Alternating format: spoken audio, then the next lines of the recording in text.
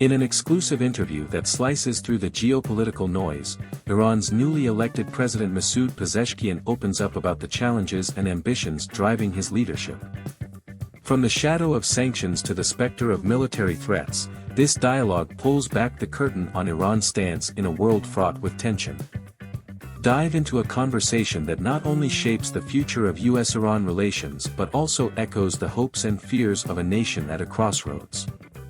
Here's what President Pezeshkian has to say about running the country, confronting Donald Trump, and navigating the nuclear tightrope. Talk about Donald Trump. He has promised increased sanctions, maximum pressure on Iran.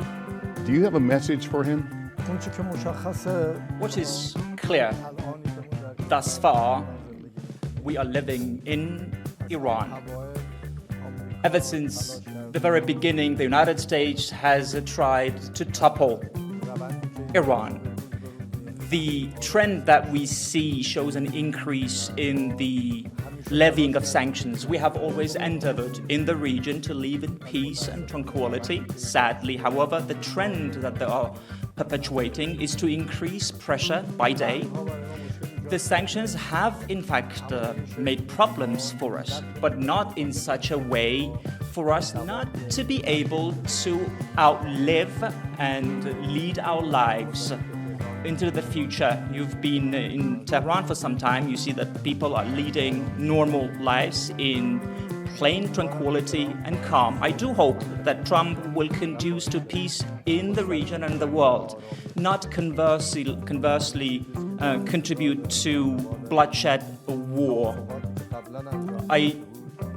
Our expectation is to live up to the agreements we have already Pezeshkian reached. addresses Donald Trump's policies, particularly the threat of increased sanctions.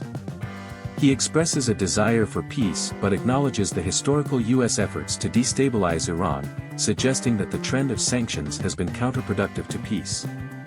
Analysis. This part reveals a critical view of U.S. policy towards Iran, focusing on the impact of sanctions. His message to Trump is a call for peace rather than escalation, indicating a willingness for dialogue but with a backdrop of skepticism based on past experiences. So you're talking about the JCPOA agreement of 2015? Generally speaking, our agreements began with the JCPOA. Are you willing now to have direct, open talks with Washington, with President Trump?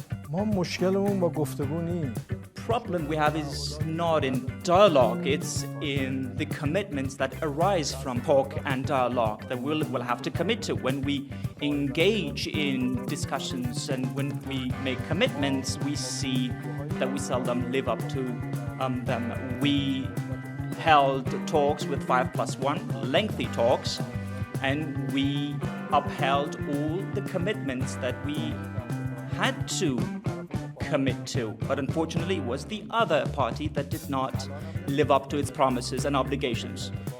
We wonder whether or not the same will repeat itself even if today we engage in another type of talk or conversation or dialogue.